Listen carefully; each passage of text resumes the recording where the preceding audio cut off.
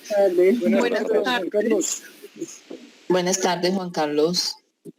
Buenas Sí, tardes, Juan Carlos. Bueno, ya veo más nutrido el grupo, lo que les comentaba. Pues siempre damos unos minutos como tal para que la mayoría de personas, obviamente, que han mostrado interés, pues estén presentes en la reunión desde el primer momento para que no se pierdan de nada, ¿sí?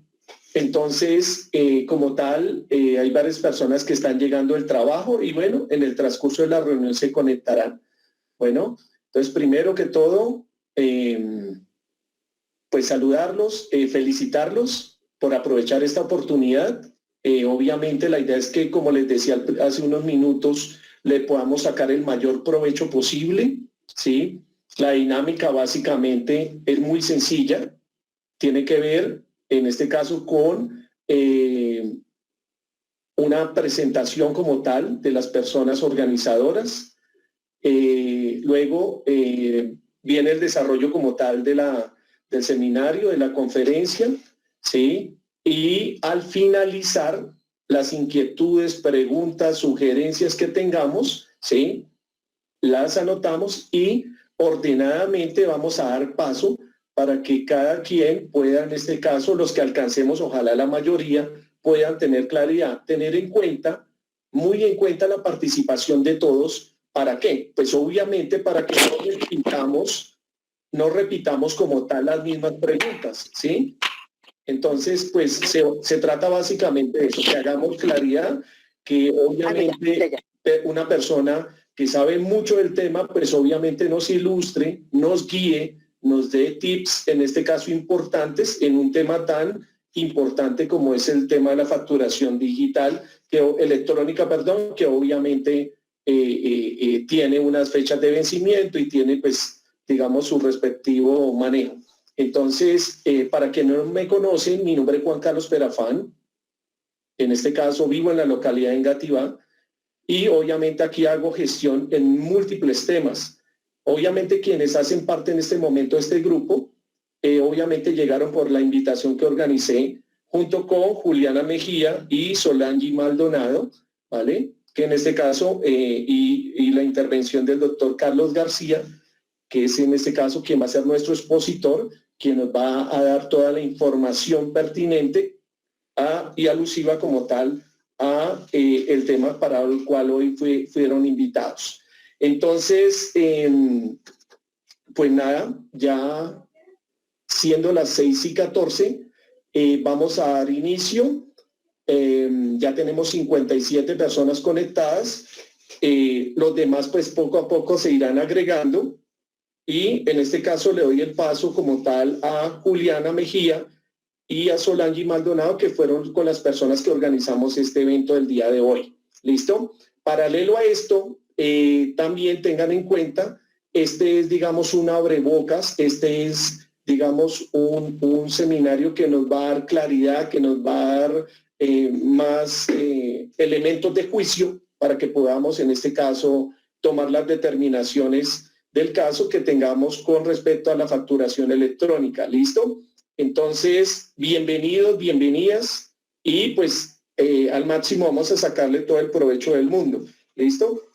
Juliana, entonces bienvenida, Solange Maldonado, bienvenidas como compañeras en este caso de la organización de este evento. Entonces, por favor, les cedo la palabra para que se presenten y obviamente podamos iniciar ya en forma con este maravilloso evento.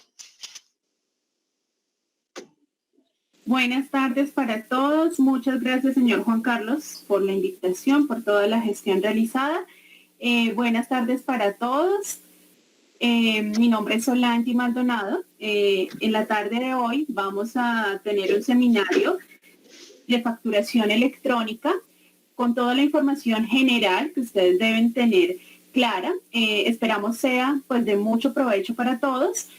Voy a presentar a la persona que va a realizar toda la conferencia.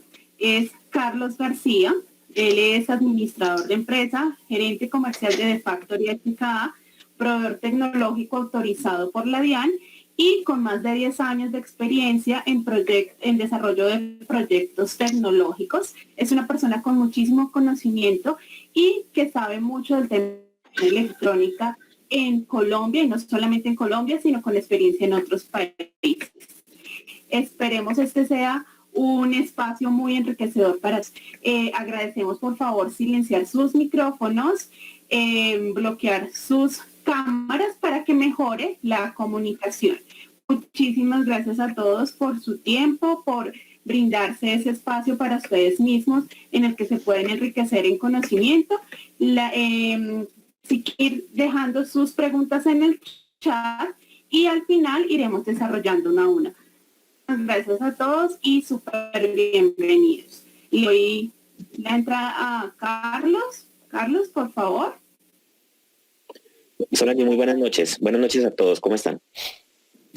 Buenas noches. Buenas noches. Bien, bien. Buenas noches, gracias. Buenas noches. Bueno, primero que todo, pues muchísimas gracias por este espacio que nos brindan para compartir con ustedes los avances del proyecto de facturación electrónica en el país. Comenzaré diciendo y confirmando si pueden ver correctamente mi pantalla, me escuchan bien. Voy a colocar en modo presentación. Perfecto. Entonces, comencemos. La idea es que hoy veamos la conceptualización básica de lo que es un control fiscal llevado a facturación electrónica. Cuando nosotros hablamos de esquemas de control fiscal, básicamente estamos hablando o analizando metodologías utilizadas por los gobiernos en todos los países para evitar esquemas de evasión fiscal. ¿Cómo se realiza este control? Existen varias formas. Comencemos analizando el que existía en Colombia antes de la factura electrónica. Básicamente en Colombia, antes de la facturación electrónica, existía el control basado en seres humanos, información que cada una de las empresas enviaba a la DIAN y con base en eso se sacaban muestras estadísticas sobre las cuales tomar decisiones respecto a sectores económicos establecidos y sobre esos sectores hacer seguimiento o hacer muestreos. Obviamente, un esquema de esa índole es muy costoso, tiene un alcance demasiado limitado y es muy inexacto. Pero así comenzó el esquema de control fiscal en el país y así comenzado en muchos países. De hecho, Colombia es de los países que está entrando hacia el final de la curva de aprendizaje con respecto al control fiscal a través de factura electrónica, pero esto antes de ser un impedimento nos ha dado la posibilidad de aprender de las mejores prácticas de otros países. A partir de ese momento, digamos que se pueden encontrar dos tipos de control fiscal. Existe el control fiscal basado en factura electrónica, en donde predomina que la herramienta o ese esquema para que sea funcional depende de Internet. Perdón por la palabra que voy a utilizar, pero como para que tengamos una idea, es un sistema o un esquema Internet dependiente. ¿Qué quiere decir eso? Que en la medida que existe Internet, hay control fiscal. En la medida que no hay Internet, no hay control fiscal. Es un buen inicio. De hecho, es la fase 1 de factura de la DIAN con respecto al alcance de lo que es el control fiscal, pero creemos que no va a ser el único paso que va a dar la DIAN para el control. De hecho, ya en el decreto único reglamentario del Ministerio de Hacienda ya está establecido lo que se denominan máquinas fiscales o, para que sea más entendido, impresoras fiscales. ¿Qué son las impresoras fiscales? Las impresoras fiscales es un método de control fiscal en donde no se depende de Internet, en donde el control fiscal en realidad llega a aquellas empresas donde a veces no llega la tecnología y donde se presta más la situación para que haya evasión fiscal. Son pequeñas empresas, pequeños negocios, normalmente alejados de las ciudades más grandes de un país, en donde se hacen, digamos que transacciones no de mucho valor, pero el control fiscal allí escasamente llega. Lo interesante de las máquinas fiscales o de las impresoras fiscales es que tienen una memoria invulnerable que permite que todas las transacciones que se están imprimiendo en un papel queden almacenadas en una memoria computacional. En la medida que haya conexión a Internet, así sea un ratico en el día o al mes, esa información puede ser transmitida, o si es necesario, funcionarios del gobierno pueden extraer la información de esas máquinas fiscales para tener un control fiscal general en todo el país. Hoy en día Colombia va en la fase 1, lo que se denomina facturación electrónica, muy, digamos que a nivel mundial se conoce como una solución de control B2B, business to business o negocio a negocio, en donde yo llego a negocios establecidos con cierta infraestructura y es de pronto donde pensamos que el primer alcance del control fiscal basado en factura electrónica va a tener muy buenos resultados, pero no va a llegar a la totalidad de la población. Esperamos que en un corto plazo eso evolucione a máquinas fiscales como lo ha hecho en otros países. A nivel de experiencia, hemos tenido la oportunidad de trabajar facturación electrónica en países como Perú, Colombia, bueno, México y Ecuador. Máquinas fiscales se están utilizando hoy en día en Brasil, Venezuela, República Dominicana, Panamá, Argentina y Curazao. De hecho, existen países donde hay esquemas de control fiscal mixtos, que es lo que esperamos que sea la evolución del esquema de control fiscal en el país. Esto es como un abrebocas de lo que es el esquema de control fiscal. Ahora bien, comencemos a adentrarnos en lo que es el control fiscal en Colombia. Como les comentaba inicialmente, vamos a comenzar con temas de facturación electrónica, B2B, negocio a negocio, y el gobierno comenzó estableciendo básicamente los reglamentos para determinar qué sujetos están obligados a facturar electrónicamente. Esta reglamentación, digamos que se consolidó en la resolución 42. Antes hubo unos intentos de resoluciones que finalmente por decaimiento de la ley que los originó, hoy en día ya no son o no tienen, digamos que existencia legal en el país, pero que le dieron origen a lo que hoy en día conocemos como la resolución 42. Antes el Ministerio habla de dos tipos de sujetos: los sujetos obligados a expedir factura de venta y los sujetos no obligados a expedir factura de venta. De hecho, cuando uno analizaba la prevalecencia de si me obligaba más a facturar en papel una característica o me obligaba a no ser facturador en papel otra característica de los artículos 6 y 7 que estamos viendo en el título 3 de la resolución 42. De alguna manera, en la resolución 42 robusteció el esquema para que todos tengamos plena claridad de quién está obligado y de quién no. ¿Cómo llegamos a esta claridad? A través del título 4, en donde nos habla de sujetos obligados. Básicamente nos dice, señoras y señores, independientemente que usted sea un sujeto obligado a expedir factura o un sujeto no obligado a expedir factura de venta, existen sujetos obligados a facturar electrónicamente. ¿Y esto qué quiere decir? Que todos los sujetos obligados a expedir factura de venta, entre comillas, en papel, está obligado a facturar electrónicamente. Aquí no vamos a encontrar sujetos no obligados a facturar electrónicamente. Vamos a encontrar ciertos esquemas de regulación en donde algunos sujetos no están obligados a facturar electrónicamente bajo ciertas circunstancias, pero en sí lo importante es tener claridad de que si tú eres un sujeto obligado a generar factura, estás obligado a facturar electrónicamente. De hecho, existen sujetos que no están obligados a generar factura de venta en talonario de papel, pero por reglamentación están obligados a facturar electrónicamente. En resumen rápido, básicamente estamos hablando de sujetos que van a pasar de no generar ningún solo documento a facturar electrónicamente. Les pongo un ejemplo. La ley 1966 del Congreso de la República estableció que todos los prestadores de servicios de salud deben facturar electrónicamente. Yo creo que todos hemos experimentado cuando vamos a clínicas, hospitales, que a nosotros no nos expiden ni un documento equivalente ni una factura. Esos señores van a tener que facturar electrónicamente. Van a pasar de no facturar a facturar electrónicamente. ¿Por qué? Por esto que estamos viendo en pantalla. Existen sujetos obligados a facturar electrónicamente que pueden provenir de incluso de sujetos no obligados a expedir factura de venta. En conclusión, si un sujeto no obligado a expedir factura de venta cumple por lo menos con alguna de las condiciones que estamos viendo aquí al lado derecho, es obligado a facturar electrónicamente. Pongámosle nombre a esto. ¿Cuáles son los sujetos no obligados a facturar? Los bancos, las cooperativas, los no responsables de IVA, los no responsables de impoconsumo, personas naturales o personas jurídicas que presten servicios de transporte público, empleados y pensionados, personas naturales que únicamente vendan servicios o bienes excluidos con ingresos brutos menores al año de 124 millones de pesos, que es el valor de la UET, 3.500 UETs, y prestadores de servicios del exterior sin residencia fiscal en Colombia. Si estos señores cumplen por lo menos alguna condición que tenemos al lado derecho, están obligados a facturar electrónicamente. ¿Qué hace que un sujeto sea obligado a facturar electrónicamente? Que cumpla por lo menos una de las 7 condiciones que vamos a analizar. O que sea responsable de IVA, o que sea responsable del Impuesto Nacional del Consumo, que sea un comerciante, profesión liberal, que ejerza profesión liberal, ganadero, que sea un agricultor, siempre y cuando esté obligado a expedir factura, que sea un comerciante, un importador, un prestador de servicios, incluso la factura electrónica está presente en las ventas a consumidores finales, aplica también a tipógrafos y litógrafos, así estos señores no sean responsables de IVA, aplica para el régimen de tributación simple, aplica también incluso para facturadores electrónicos voluntarios. De hecho, cuando yo explico el tema de los sujetos obligados a facturar electrónicamente y hablo de los facturadores electrónicos voluntarios, las personas me dicen, pero Carlos, increíble, ¿quién se va a poner a ser voluntario para facturar electrónicamente? Creería que nadie. Más o menos, con las estadísticas que estamos llevando hasta este punto, el grupo de más alto crecimiento a nivel de facturación electrónica son los voluntarios.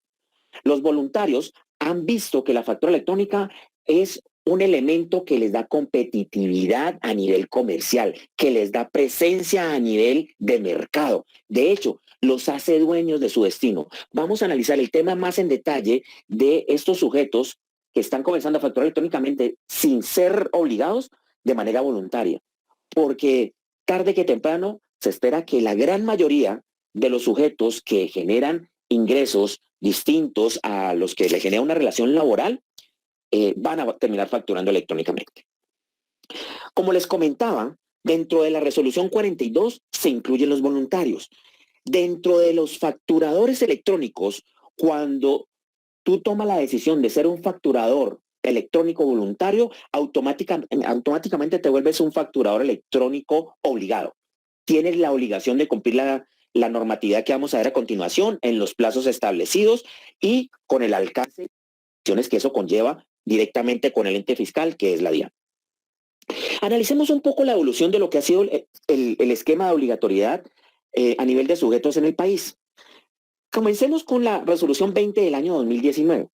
El año pasado, si nosotros analizamos los sujetos obligados a facturar electrónicamente, una gran porción de los posibles obligados a facturar electrónicamente estaba quedando por fuera. ¿Por qué?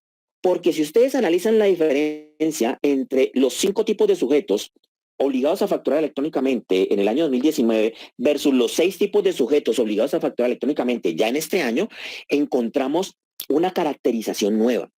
¿Cuál es esa caracterización nueva? Los comerciantes sin ninguna restricción. Los importadores, los prestadores de servicios sin ninguna restricción. Y incluso se nos habla de que ya la factura electrónica de venta va a estar presente en ventas a consumidores finales. ¿Por qué se originó este cambio de alcance a nivel regulatorio con respecto a los sujetos obligados a facturar electrónicamente? La resolución 20 del año 2019 tenía como origen la ley 1943. Ahora bien, la ley 1943, como todos conocemos, la Corte Constitucional la declaró inexequible y entró en decaimiento. Al entrar en decaimiento, la DIAN generó rápidamente una nueva reglamentación que básicamente quedó, digamos que circunscrita a la resolución 42. Antes nosotros nos hablaban de la resolución 20, la resolución 30, la resolución 45, la resolución 64 del año 2019 y unas cosas hablaba por un lado, otras cosas, y en realidad se volvió un tema difícil de manejar y aún más difícil de explicar. La buena noticia es que ya todo eso no existe, todo entró en decaimiento. La única reglamentación que tenemos de facturación electrónica es la resolución 42 por parte de la DIAN, que se generó de la ley 2010. Eso es, digamos, lo que más vamos a analizar. Vamos a analizar algunas otras implicaciones del decreto 358 del Ministerio de Hacienda, que impulsó parte de la reglamentación de la resolución 42 y algo de factoring electrónico con el decreto 1154. Comencemos analizando por qué el grupo de más alto crecimiento a nivel de facturación electrónica son aquellos sujetos que no están obligados. Comencemos respondiendo la pregunta, ¿qué pasa con los sujetos no obligados a facturar electrónicamente?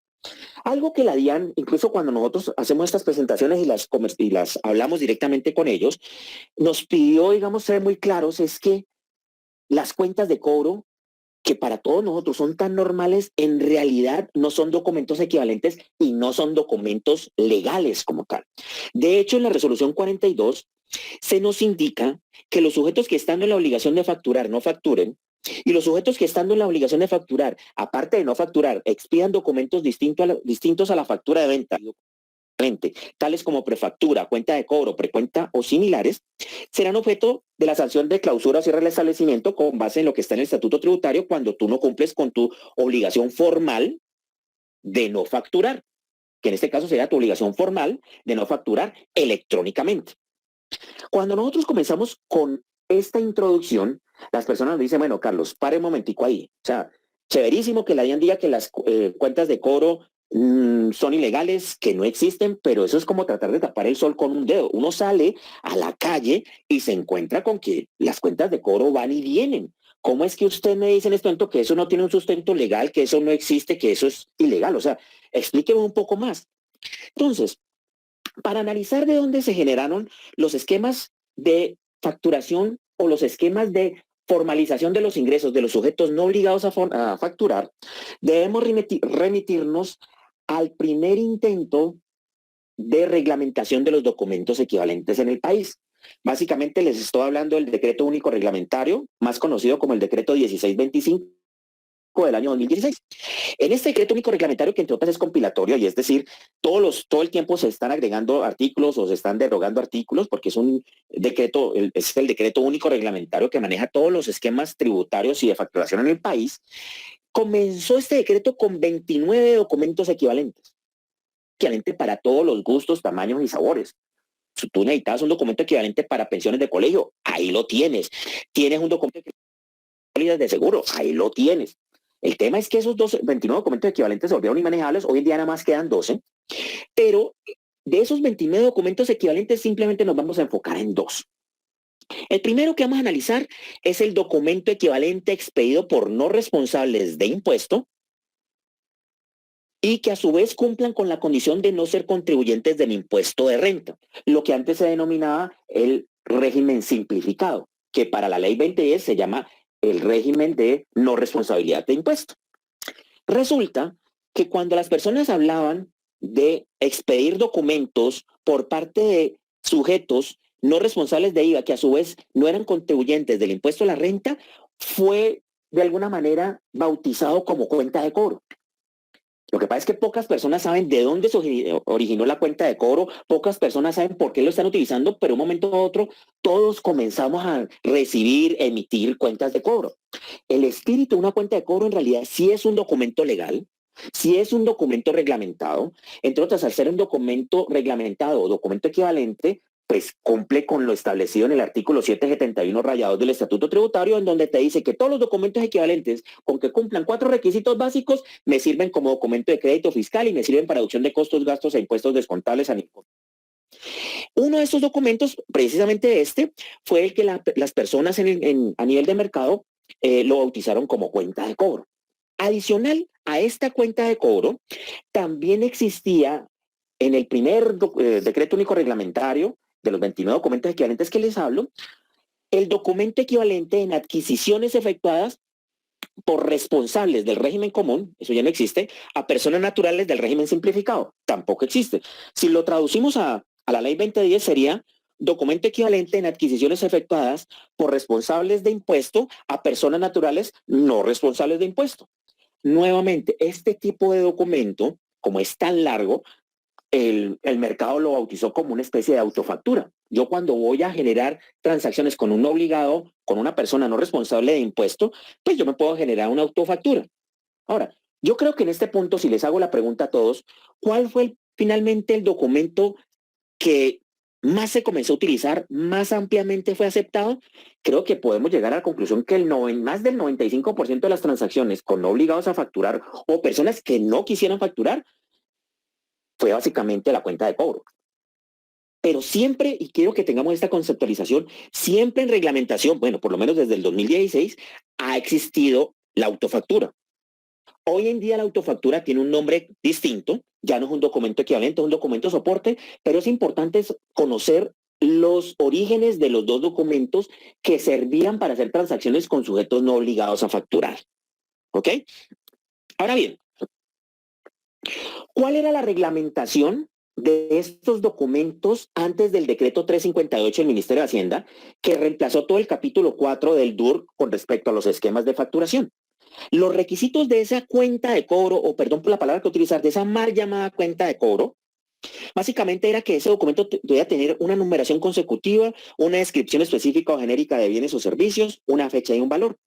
Con esos requerimientos, con esos requisitos, perdón, yo podía expedir una cuenta de cobro, lo estaba haciendo, digamos que de una manera legal, y con eso a mí me pagaban por los bienes o servicios que yo estuviera ofreciendo como proveedor. ¿ya? El punto aquí importante es que tengamos claridad que en realidad eso nunca debió llevarse cuenta de cobro, se debía llamar, incluso hoy en día todavía sigue vigente hasta el 1 de noviembre, como otro documento equivalente a la factura. En ese sentido, este otro documento equivalente a la factura es legal, tiene las connotaciones y los alcances de un documento equivalente para la deducción de costos o gastos, siempre y cuando, ojo con esto, siempre y cuando quien lo expida sea un sujeto no responsable de impuesto que a su vez no sea responsable de impuesto a la renta. Si no cumple ninguno de esos dos, estás expidiendo un documento de manera ilegal. Ahora, analicemos el documento equivalente a la factura en adquisiciones efectuadas por responsables del régimen común a personas naturales pertenecientes al régimen simplificado, que digamos que fue bautizada como autofactura, aunque no se generalizó mucho. Yo puedo generarme una autofactura como un equivalente cuando a mí no me esté generando una factura mi proveedor, y esa autofactura debe cumplir con los requisitos básicos. Básicamente, incluir la identificación del adquiriente, es decir, la persona que está autogenerando la factura y haciendo el pago, la identificación beneficiaria del pago, es decir, el proveedor, la numeración que corresponde a un sistema de numeración consecutiva propia del adquiriente del bien o servicio, fecha de la operación, concepto, valor de la operación. Incluso en esa época se debía discriminar el impuesto asumido por el adquiriente en la operación, ¿no? Ahora bien, después del decreto 358, lo primero que tenemos que tener en cuenta es que el otro documento soporte que le daba vida legal a la cuenta de cobro desapareció. Ahora ya ni siquiera podemos hablar de que la cuenta de cobro con otro nombre me sirve de manera legal. Ya ese documento, que hacía parte de los 29 documentos equivalentes del DUR del año 2016, desapareció. Y por ende, ya las cuentas de cobro no se pueden expedir. Adicional a esto, la autofactura como documento equivalente también desapareció. ¿Y cuál es el nuevo alcance de este documento? Ahora, bajo el decreto 358, que se vio, digamos que reflejado en la resolución 42 de la DIAN de este año, del 5 de mayo del 2020, le cambiaron la connotación del nombre, y esto es muy importante que lo tengamos en cuenta. Si bien antes a la autofactura se le denominaba documento equivalente, ahora a la autofactura se le va a denominar documento soporte. De pronto a las personas no les causa mucha curiosidad el cambio del nombre, pero eso tiene unas implicaciones profundas muy importantes. Como se van a dar cuenta más adelante, los únicos sujetos autorizados para emitir documentos equivalentes o facturas son los obligados a facturar. Y aquí me van a comenzar a entender por qué el grupo de más alto crecimiento son los voluntarios. Si tú no eres facturado electrónico, si tú no eres obligado a facturar, no puedes expedir ni siquiera documentos equivalentes. Está prohibido, es ilegal.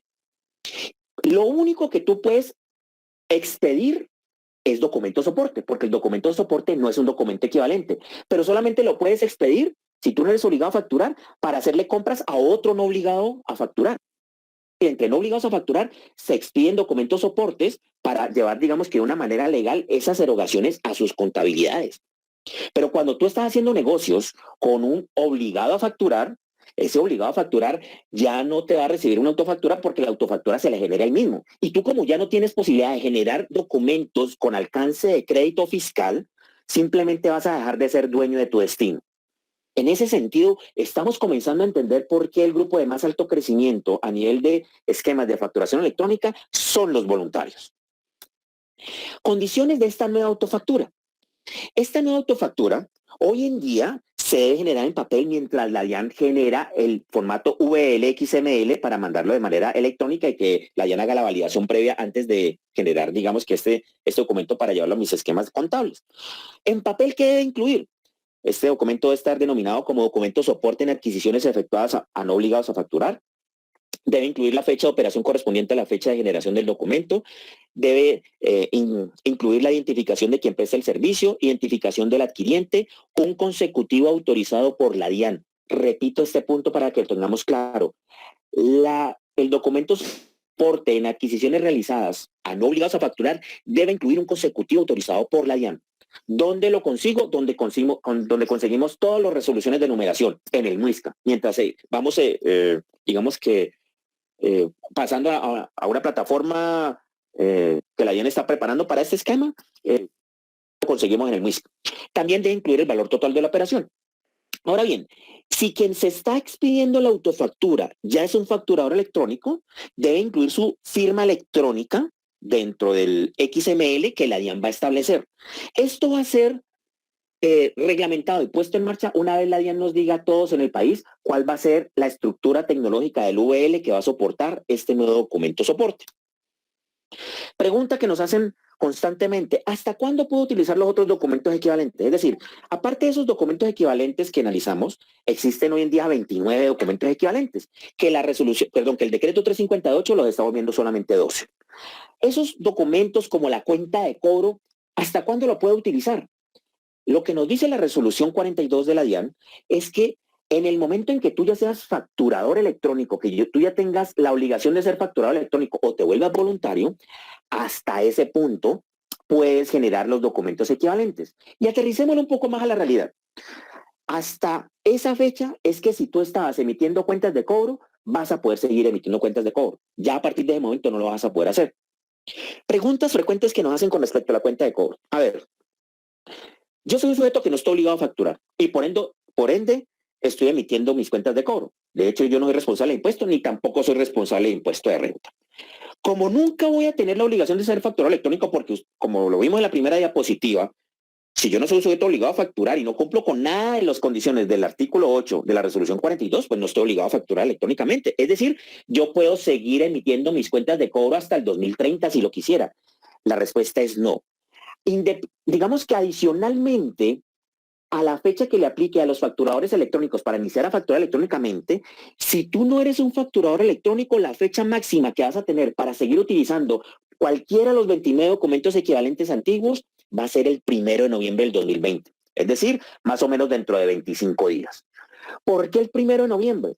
Porque el 1 de noviembre es la fecha en que comienza la masificación de la factura electrónica en el país. Es la fecha en donde termina la implementación de los calendarios tributarios, de los calendarios de obligación formal de comenzar a facturar electrónicamente. Como les comentaba, para generar documentos soporte en adquisiciones realizadas con obligados a facturar, se requiere de una resolución de numeración. Les pido, por favor, que si me pueden colaborar con los micrófonos en mute para poder. Muchísimas gracias. Aparte de esto, vamos a hacer un análisis. Carlos, disculpa un momento, buenas noches. ¿Alguien tomó la presentación? Por favor, están bloqueando la presentación. El señor Xavier.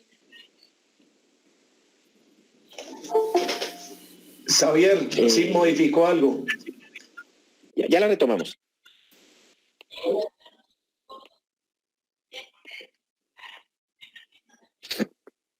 Gracias, Mari. ¿Me confirmas, Mari, si ahora sí pueden ver mi pantalla y me siguen? Sí, te dejamos de escuchar como 2 minutos atrás porque estaba haciendo interferencia, Xavier. ¿Nos confirman, por favor, por el chat? Sí, ya ven todo. Perfecto, gracias. Entonces retomo los últimos 2 minutos, Mari. Aparte de la obligación de generar o de pedir una resolución de numeración para documentos soporte en adquisiciones realizadas con no obligados a facturar, existen más documentos que requieren de resolución por parte de la DIAN. Todos estos esquemas de resolución de numeración inicialmente se van a pedir en la MUISCA, pero la DIAN está estructurando un sistema de emisión de este tipo de resoluciones para más adelante. ¿Qué documentos requieren resolución con autorización previa por parte de la DIAN? La factura electrónica de venta, la factura de talonario de papel, que en el 90% de los casos se va a utilizar como documento en contingencia cuando no pueda facturar electrónicamente, porque como les explicaba, el control fiscal a través de factura electrónica depende de Internet. Cuando no hay Internet, pues generamos factura de talonario de papel. ¿En qué otros esquemas generamos factura de talonario de papel? Si existe un nuevo sujeto obligado a facturar electrónicamente, mientras crea la empresa o mientras está avanzando, pues tiene que generar ingreso. En ese pequeño lapso, que típicamente son 2 meses, que es lo máximo que da la reglamentación, puede generar facturas en papel. Pero digamos que por excelencia, por definición, la factura de talonario de papel me sirve como contingencia a la factura electrónica. También voy a requerir resolución de numeración cuando expida documentos equivalentes como los documentos POS de punto de venta. Y finalmente voy a requerir resolución de numeración para el documento soporte en adquisiciones realizadas con sujetos no obligados a facturar. ¿A partir de qué fecha será obligatoria la utilización del consecutivo en la nueva autofactura? A partir del 15 de agosto. Es decir, desde el 15 de agosto la DIAN ya está expidiendo este tipo de resoluciones, incluso desde antes. Pero ya por comunicado de prensa 55, la DIAN nos está diciendo, señores y señoras, si ustedes quieren hacer una autofactura, tienen que pedirme resolución. Incluso esa autofactura les va a servir de documento de soporte para deducción de costos, gastos e impuestos descontables en sus contabilidades. Lo importante es que me pidan la resolución de numeración y comiencen a utilizarla cuando ustedes hagan acciones con sujetos que no estén obligados a facturar y que además no quieran facturar electrónicamente. Si yo ya soy facturador electrónico, ¿debo generar la nueva autofactura en XML? La respuesta es todavía no. ¿Por qué todavía no? Porque la DIAN está generando el anexo técnico correspondiente para que los proveedores tecnológicos podamos ofrecer este servicio. Mientras eso no exista, no podemos inventarnos un XML. Caso contrario, incluso con los documentos equivalentes. Si hoy en día tú generas documentos POS y quieres generar el documento POS en XML, cualquier proveedor tecnológico te puede brindar el servicio de volverte el XML, porque el documento equivalente sí tenemos las herramientas a nivel de anexo técnico para volvértelo XML. Caso contrario con el documento soporte. Entonces, miren las implicaciones del cambio de nombre entre un documento y otro. Los documentos equivalentes desde ya se pueden llevar a XML, pero igual siguen coexistiendo con los documentos equivalentes para no generar costos adicionales por el XML sin ningún problema. El documento soporte no. El documento soporte dependemos de la DIAN para que nos brinde la estructura de XML para poder ofrecer ese servicio. Analicemos ahora lo que es los tiquetes POS. Los tiquetes POS generan muchas preguntas, todavía hay muchas zonas grises. Vamos a enfocarlo de una manera un poco más didáctica a ver si podemos brindarles, digamos que la conceptualización básica. Primer punto importante que debemos tener en cuenta. El tiquete POS coexiste con factura electrónica. Yo tengo un restaurante, yo genero tiquetes POS, llegó un proveedor tecnológico, me dice, no, señor, usted ya tiene que facturar electrónicamente, ¿cuántos almuercitos o corrientazos hace usted al mes? No, pues yo hago, a mí me da muy bien, gracias a Dios, yo hago 30,000. Bueno, pues cómpreme 30,000 XMLs. Señoras y señores, eso no es así. Los tiquetes POS coexisten con la factura electrónica. ¿Qué quiere decir coexistencia? Que es legal, que yo estoy cumpliendo con mi deber formal de ser facturado electrónico, incluso si genero un tiquete POS.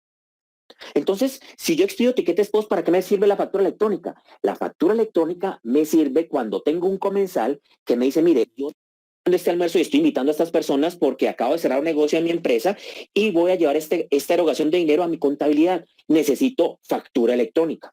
Ah, perfecto. Entonces, yo para esa invitación, que típicamente son invitaciones interesantes, con unos montos interesantes, le genero el XML. Pero para el resto de almuerzos corrientazos, si es del caso, sigo generando mi documento POS, tiquete POS, y estoy cumpliendo 100% con la ley. ¿Ok? Entonces, si yo incluso no genero una sola factura electrónica en todo el año porque yo solamente vendo corrientazos y quiero hacerlo de manera voluntaria por si en algún momento me sale una venta que me salve el mes o el año, pues quiero estar listo para facturar electrónicamente. ¿Qué me dice la DIAN? Perfecto, señor, no hay ningún problema. Usted lo que necesita simplemente para cumplir con su deber formal, estamos hablando de un deber formal no sustancial, es inscribirse ante la DIAN, pasar las pruebas y quedar chuleado ante la DIAN como facturado electrónico. Si a partir de ese momento no genera ninguna factura electrónica, no hay ningún problema, usted ya cumplió conmigo. Ya depende de la interacción en el mercado cuando usted requiera generar facturas electrónicas. ¿Cuál es el reglamento de deducción de costos y gastos de los tiquetes POS? Yo me acuerdo de esto en el 1 de enero del año 2020, cuando las personas comenzaron a recibir, bueno, y sobre todo en el 1 de enero del 2019, cuando salió la ley 1943, que después fue declarada inexequible. En el artículo 16 de esa época, después migró al artículo 18 de la ley 2010, se especifica que los documentos equivalentes, voy a leer tal cual como está aquí en la presentación, los documentos equivalentes generados por máquinas registradoras con sistemas POS no otorgan derecho a impuestos descontables en impuestos sobre ventas, IVA ni a costos y deducciones en el impuesto sobre la renta o complementarios. Ustedes leen eso, de hecho, creería yo que muchos de ustedes lo alcanzaron a leer, dijeron, se me acabó el negocio. O sea, pucha, eso es lo que yo expido, eso es con lo que yo vendo mis almuerzos, lo que yo vendo por, no sé, tengo un negocio de venta de celulares, de accesorios. Ya, pues, mejor dicho, el 1 de enero era un video respondiendo llamadas telefónicas explicando a la gente, no, señor, lea el parágrafo transitorio de abajito para que esté tranquilo. ¿Cómo así? ¿Cuál es el parágrafo transitorio? Mire, ese que dice que los requisitos, condiciones y procedimientos establecidos en lo que acaba de leer serán reglamentados por el gobierno nacional. Mientras tanto, todo sigue igual.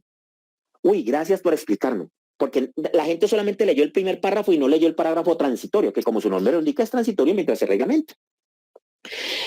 Precisamente el decreto 358 del Ministerio de Hacienda reglamentó los tiquetes POS.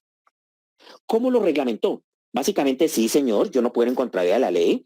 El documento equivalente generado por máquinas registradoras con sistemas POS no es válido como documento fiscal para deducción de costos y gastos. Sin embargo, le voy a dar transitoriedad y le voy a dar vía para que sí sirva hasta el 1 de noviembre del 2020.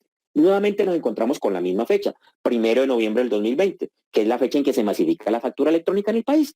Hasta el 1 de noviembre del 2020, el tiquetico POS que nosotros conocemos sirve para deducción de costos y gastos, porque nuevamente cumple con el ultraconocido artículo 771 rayados del Estatuto Tributario. Entonces, a mí con ese documento equivalente me puedo deducir costos o gastos en mi contabilidad.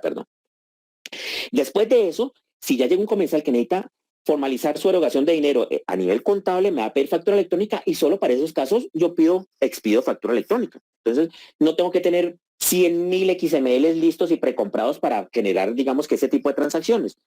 Quiero que queden con la tranquilidad y la claridad de que el documento equivalente, sea cual sea, porque hay 12 más, de hecho hay 2 en papel y más uno electrónico, coexiste con la factura electrónica. Si tiene la posibilidad de emitir cualquiera de esos 12 documentos que quedaron reglamentados, que de hecho va a ser uno de los temas que vamos a tratar en los próximos webinars ya liderados por Solange Maldonado, no tiene ningún problema, coexiste con la factura electrónica. Ahora bien, para entender quién me pide mi factura electrónica y quién no, debemos tener claramente definido la diferencia que hay entre un consumidor y un adquiriente, que entre otras, en resolución 42 se le dice adquiriente o adquirente. La DIAN le gusta más decirlo adquirente, pero está ambas denominaciones. La resolución 42 es una definición que creo que ya va a aclarar todas las dudas. Un mismo sujeto, dependiendo lo que compra y dependiendo del ambiente y la necesidad que está cubriendo, puede comportarse o como adquirente o como consumidor. Un mismo sujeto. Les pongo el ejemplo. El señor Juan Carlos, padre de familia, va a hacer mercado a una gran superficie y al hacer mercado, pues simplemente va como consumidor. Él no está haciendo esa compra a nivel empresarial. De hecho, esa compra no está intrínsecamente relacionada con su actividad principal de su RUT. Entonces, él con que le den un documento equivalente está bien. De hecho, por la ley del consumidor ni siquiera necesita para hacer valer sus derechos de garantía o buen servicio o un buen producto. Pero igual, bueno, no la piden, no lo guarda, control de los gastos del hogar. Es interesante. Pero en realidad él no necesita la factura electrónica porque él no está llevando eso a sus costos a nivel contable, caso en donde sí necesitaría una factura electrónica. Ahora bien, Juan Carlos tiene una empresa de asesorías contables o asesorías de valor agregado de webinars y esquemas especializados tributarios y contrató un asesor y a ese asesor necesita ponerle un computador o un portátil. El mismo señor Juan Carlos va a una gran superficie, compra un computador, le van a expedir un documento equivalente y Juan Carlos dice, me da mucha pena con usted, pero a mí eso sí ya no me sirve. Uy, ¿cómo así que no le sirve? Sí, porque es que este computador lo estoy comprando para mi empresa. Y esto yo tengo derecho a hacer los costos o deducciones correspondientes al computador. Ahora, supongamos que el computador pase de la base mínima para ya tener IVA. Yo puedo descontarme ese IVA, pero me lo puedo descontar sí, solo si tengo una factura electrónica. Entonces voy a la gran superficie, me piden mi RUT, mi cámara de comercio, me amparan unos datos específicos y a partir del momento cuando yo vaya a comprar a esa gran superficie elementos relacionados intrínsecamente con mi actividad económica, me van a expedir factura electrónica. Tengamos en cuenta que un mismo sujeto puede comportarse de las dos maneras. Y depende cómo se comporte y como nosotros tengamos la conceptualización, vamos a poder ofrecer el servicio correctamente y brindarle o factura electrónica o documento equivalente.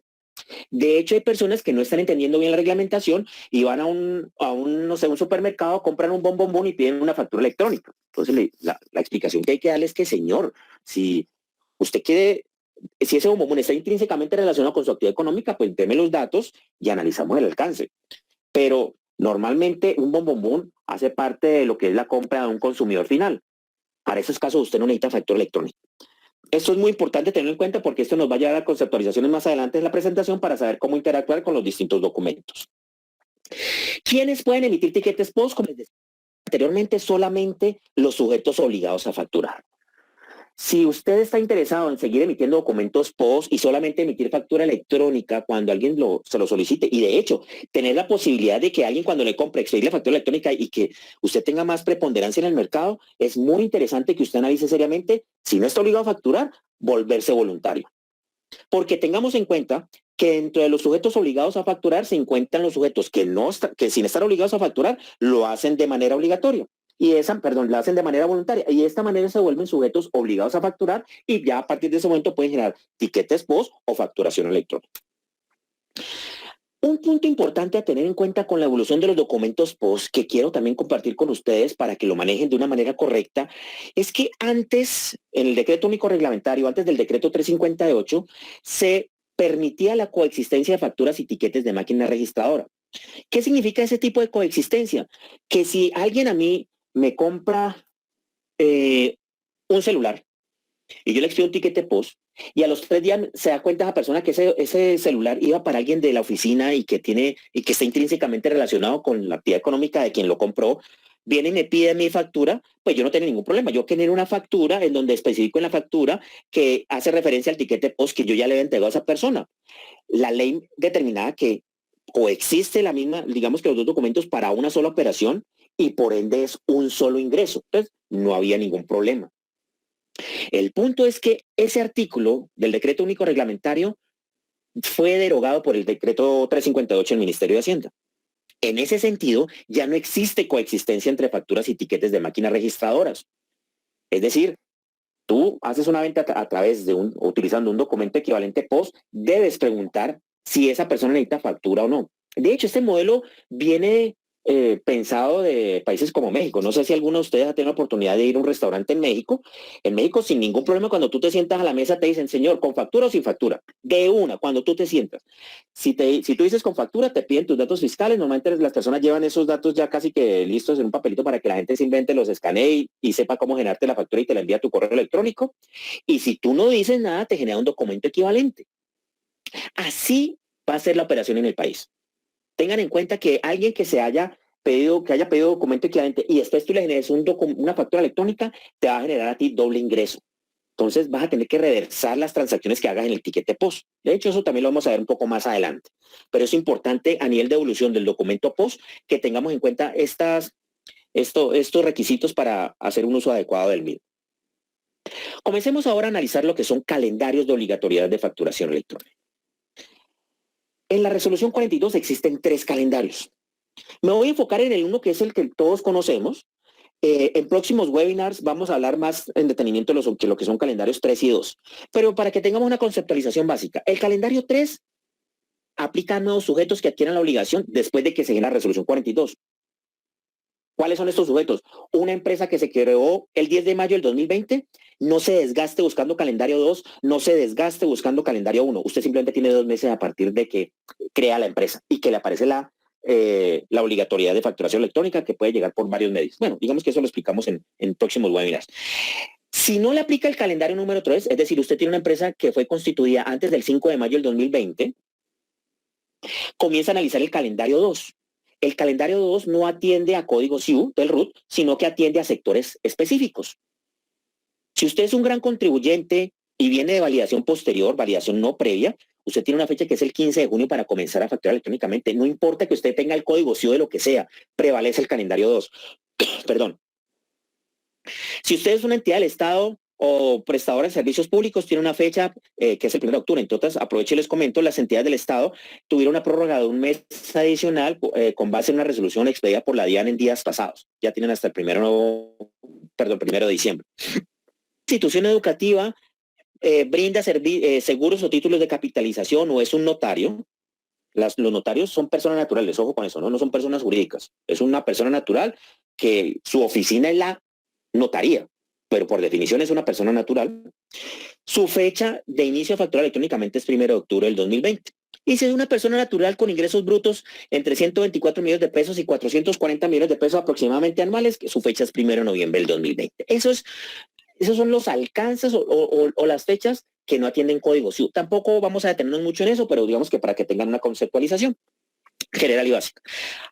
Analicemos el calendario 1. Si usted no le aplica ni el calendario 3 ni el calendario 2, ahí sí vamos a buscar la fecha que tenemos a nivel de calendario 1. ¿Cómo comenzamos a hacer la búsqueda en calendario 1? Primero, tiene que cumplir al menos una de las 7 condiciones. Por lo menos, si no cumple las primeras 6, ser un facturador electrónico voluntario. Si usted cumple con alguna de esas, ahí sí pasamos a analizar cuál. El código SIU pertenece a la actividad principal que usted tenga establecida en el RUT. Los primeros 2 dígitos de esa actividad principal hace que usted se pueda ubicar en este calendario número 1 y encuentre la fecha en que debe facturar electrónicamente. Si usted para ciertas actividades le aplican los 3 primeros dígitos de su actividad principal, los busca de igual manera, solamente aplica para las divisiones 46 y 47 de 46 y 47 de lo que son las actividades económicas SIU para que se busque directamente en el calendario número 1. Aquí les traigo un ejemplo. Este es la actividad principal de Factor HK. 6209 se refiere a otras actividades tecnológicas. Nosotros, si tuviéramos que facturar electrónicamente por el calendario 1, deberíamos estar facturando desde el 15 de junio del 2020, lo cual pues no es cierto porque pues nosotros somos, al ser proveedores tecnológicos, estamos facturando electrónicamente desde hace casi 3 años. Pero digamos que esto lo ponemos más a nivel de ejemplo para que sepan cómo buscarse en el calendario número 1. Importantísimo.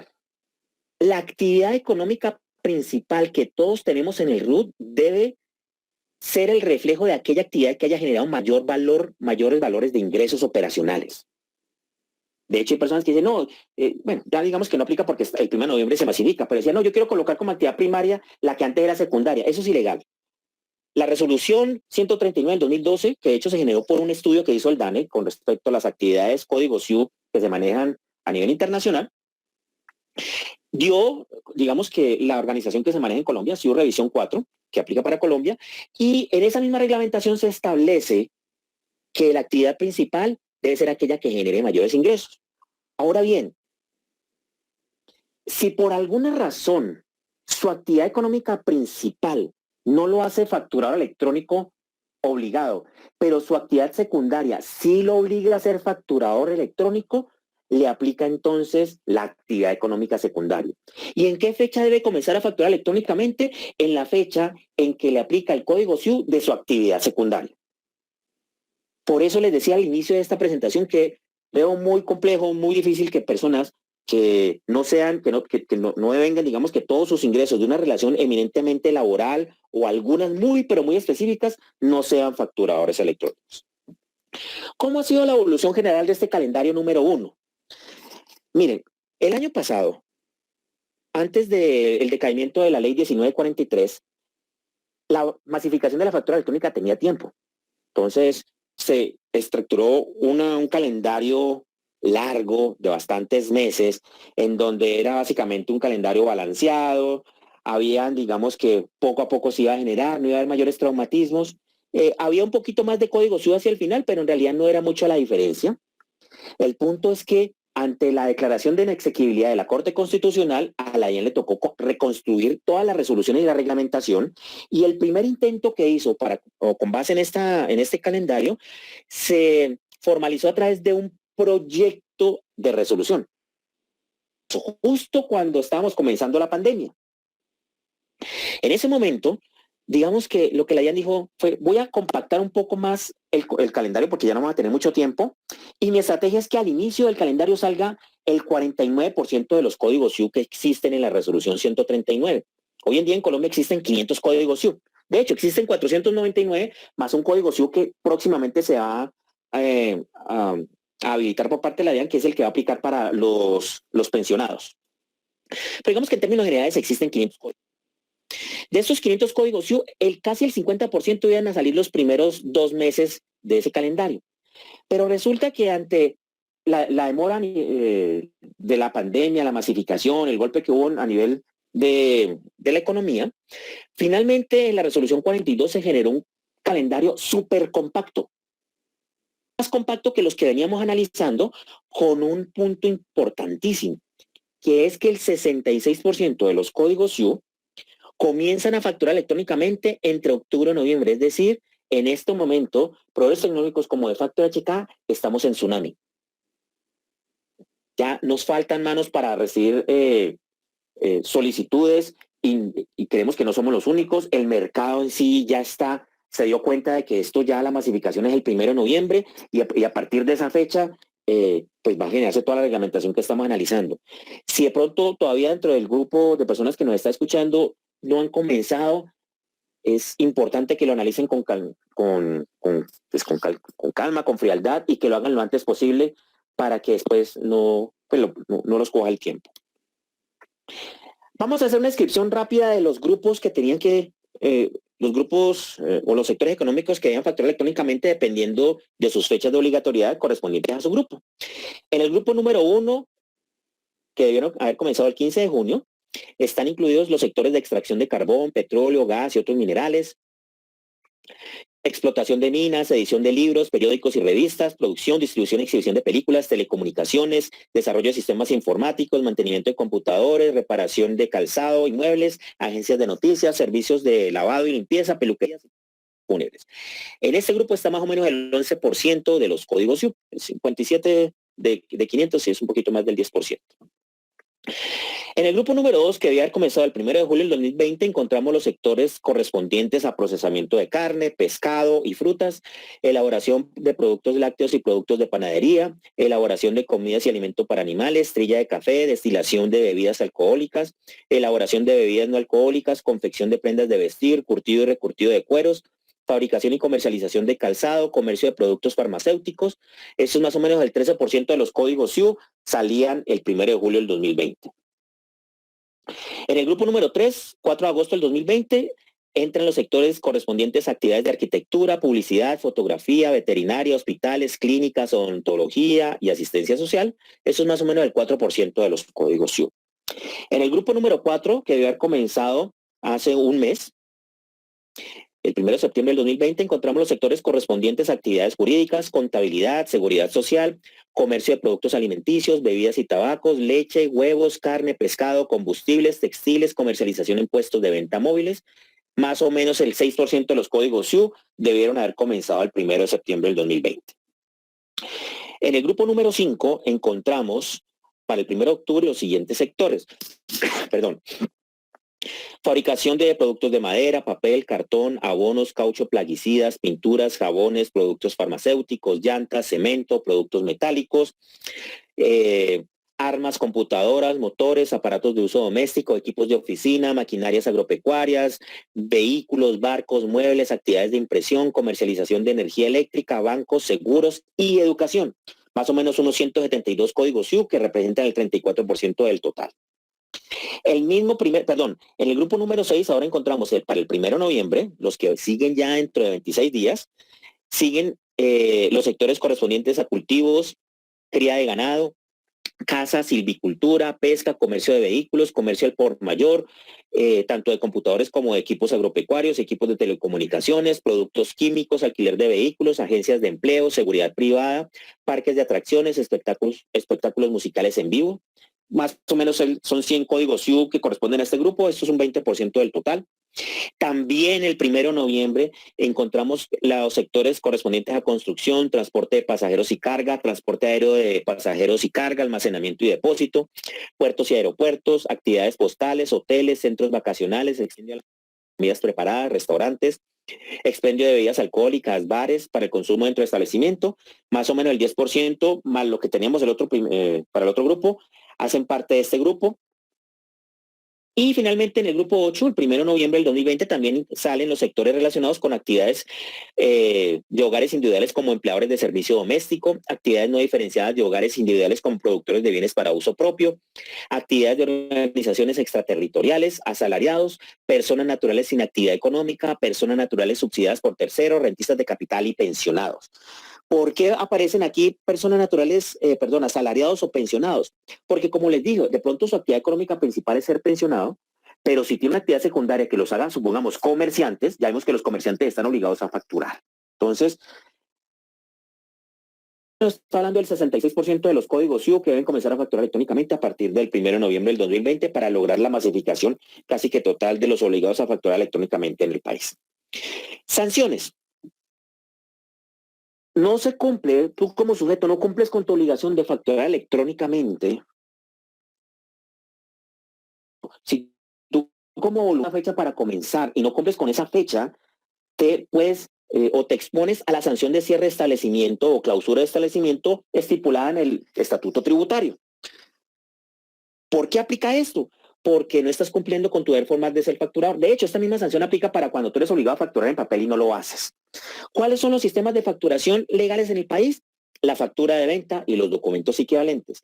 La factura de venta la comprende la factura de venta en papel y la factura electrónica. ¿Cuándo generamos factura electrónica? Cuando es un adquiriente. ¿Cuándo generamos documento equivalente? Cuando es un consumidor. ¿Cuándo generamos factura en papel? Cuando estamos en esquemas de contingencia o estamos en esquema temporal mientras comenzamos a facturar electrónicamente. Analicemos el certificado digital personalizado. Este es un tema importante en donde queremos darles herramientas para analizar esquemas de mercado. ¿Qué es el certificado digital personalizado? Básicamente es la firma electrónica con la que se firman las facturas electrónicas que tú estás expidiendo.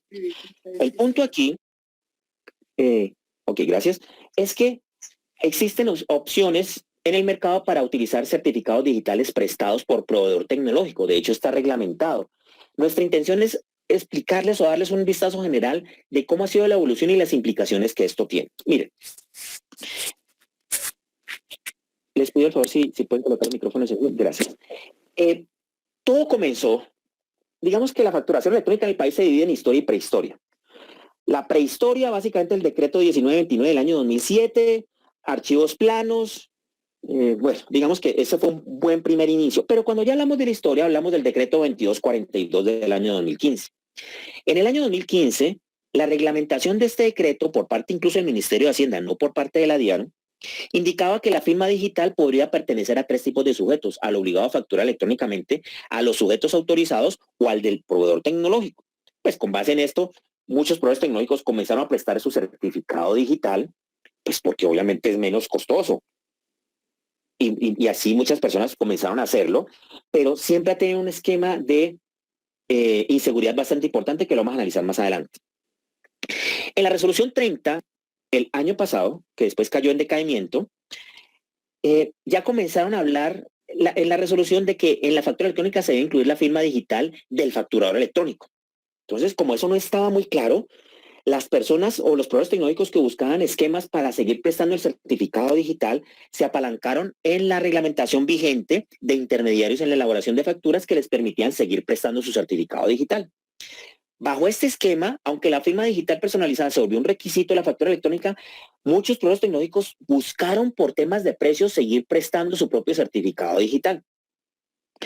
Ante el decaimiento y la nueva reglamentación de la Ley 2010 del 2019, la Resolución 42 reafirmó que en la factura electrónica debe existir el certificado digital del facturador electrónico. Sin embargo, dio la oportunidad de reglamentarlo para que en ciertos casos se pudiera prestar. Ahora bien, también desapareció la figura de intermediarios. Dado lo anterior, la única reglamentación que existe para prestar un certificado digital es esta. Esta reglamentación está en el anexo técnico de la resolución 42. Indica que debe existir un contrato de mandato de facturación para que un tercero pueda utilizar, para que yo pueda utilizar la firma electrónica o el certificado digital de un tercero, que en este caso sería el proveedor tecnológico, para evitarme a mí el costo del certificado digital, pero con unas implicaciones bastante serias a nivel de seguridad. En profundidad, esta reglamentación tiene 3 puntos. Primero, nos habla de que debe existir un convenio de mandato. El convenio de mandato está claramente reglamentado en el decreto único reglamentario. La facturación en mandato siempre debe estar generada por el mandatario o como consecuencia de una orden por parte del mandante. Entonces debe haber un convenio de mandato, y se requiere que este contrato sea enviado a la DIAN para que la DIAN lo analice si es válido o no. ¿Cuál es el segundo punto? La DIAN va a disponer de una conexión FTP. Las personas que no conocen, el FTP básicamente significa el File Transfer Protocol o el protocolo de transferencia de archivos. para que ellos a través de una dirección en Internet puedan analizar esos contratos y darle vía libre para este tipo de préstamos de certificado digital. Eso todavía no está en vivo, no se ha implementado por parte de la DIAN, y algunos proveedores tecnológicos, pues, aprovechando esto, pues, están, digamos que siguen prestando su certificado digital. Y finalmente, lo más importante, este contrato en el cual firman o en el cual el mandante, que es el facturador electrónico, le da, digamos que, sí, el alcance al proveedor tecnológico para que firmen su nombre, debe tener un alcance o una reglamentación de no repudio. ¿Qué significa el esquema de no repudio? No repudio significa no poder decir no. No poder decir que por más que esa factura haya sido firmado por un tercero que no sea yo, si algo pasa con esa factura, yo después no puedo salir a decirle a nadie que esa factura no es mía, porque va con un esquema de no repudio. Analicémoslo en profundidad. Primero, va a existir procesos de análisis de lo que es la generación del certificado digital. Bajo el esquema reglamentado en el anexo técnico, estamos analizando un proceso que incluso puede ser más demorado, si lo haces legalmente, incluso más demorado que el proceso de generar un certificado digital personalizado que lo consigas con una entidad certificada ante la ONA, que son las entidades que lo expiden. ¿Cuál es el proceso reglamentado para el préstamo certificado digital? Tú primero tienes que hacer un contrato con tu proveedor tecnológico, eso puede demorar un tiempo porque hay que poner de acuerdo a dos personas, y después se demora otro tiempo adicional porque la DIAN lo tiene que analizar. ¿Cuál es el proceso de tener un certificado digital propio, no prestado? Básicamente enviar unos documentos, que esos documentos pasen unas pruebas, y normalmente a los 10 días hábiles tú tienes tu certificado digital personalizado. Básicamente estamos comparando procesos documentales para tener o un certificado digital personalizado o un certificado digital no personalizado con esquemas de inseguridad. Segundo, para que se pueda dar el esquema del préstamo del certificado digital, se debe generar un contrato de mandato. Supongamos que el contrato de mandato con el esquema de no repudio es aceptado por la DIAN. A partir de ese momento, entre el proveedor tecnológico que estamos viendo aquí en morado y el obligado a facturar electrónicamente, del lado izquierdo de la diapositiva, les da la oportunidad o la potestad de comenzar a utilizar esta figura para facturar electrónicamente a través de o utilizando un certificado digital comunal compartido con todos los otros proveedores, con todos los otros clientes de ese proveedor tecnológico, de un certificado digital, de una firma compartida, que es peligrosísimo. Bajo este esquema analicemos, el comprador quiere generar una factura para hacer negocios ilícitos, pues obviamente buscará los servicios de un proveedor tecnológico que preste su certificado digital. Si este suplantador logra ser cliente de este proveedor tecnológico, pues estaría un paso más cerca de poder suplantar a cualquiera de los clientes. Dios no lo quiera que pueda ser alguno de nosotros. Como ya conoce el certificado digital, puede mandar una factura falsa y el proveedor tecnológico firma con ese certificado digital comunal y lo envía a la DIAN. Como la DIAN ya tiene el contrato y está reglamentado, la DIAN no tiene ningún problema en validar esa factura. Finalmente, ese suplantador queda con una factura electrónica falsa, pero validada por la DIAN. En ese sentido, esta persona o este suplantador pudo haber hecho un negocio como, vea, señores, si usted me compra 50 comedores de manera anticipada, le doy un 50% de descuento. Esta persona dice, no, pues me interesa muchísimo, factúreme y lo hacemos. Entonces consigue, hace una factura falsa, además validada por la DIAN. El cliente, pues no digamos que no tiene ninguna desconfianza, paga por esos comedores y ese suplantador pues no vuelve a aparecer. Finalmente el cliente estafado pone una demanda ante un juez, le llaman a la empresa suplantada, que obviamente dice, mire, esa factura no la conozco, eso no lo expedí yo. Si quiere, vamos a hablar con la DIAN o hablemos con la persona que quiera. Van a hablar con la DIAN y la DIAN le dice, me da mucha pena con usted, esa factura sí es verdadera.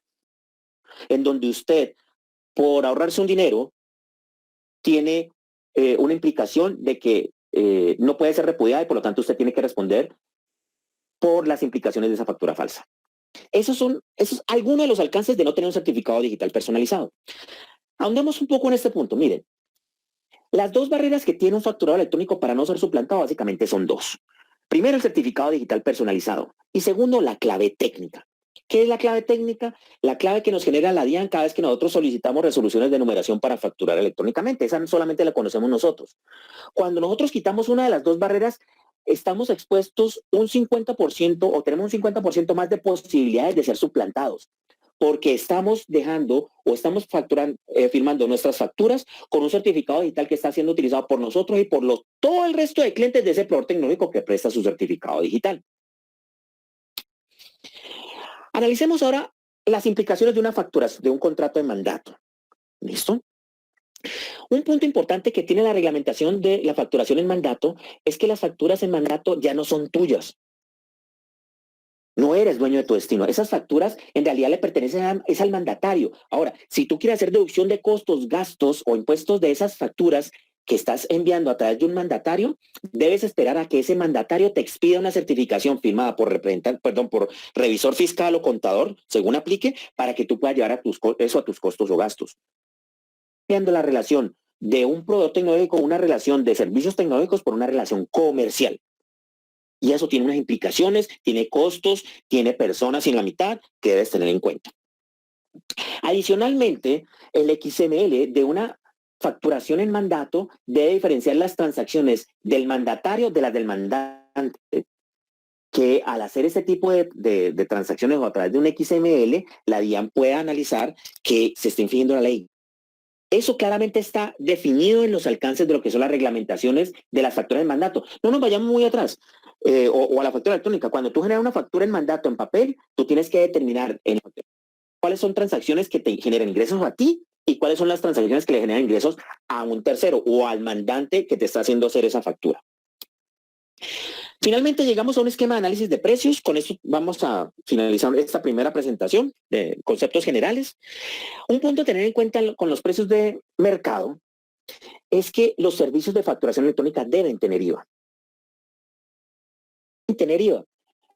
Hay personas que vean, Carlos, es que según el estatuto tributario, los servicios en nube están exentos de IVA. Entonces, cualquier persona que opere servicios desde la nube, pues no está obligada a generar facturas.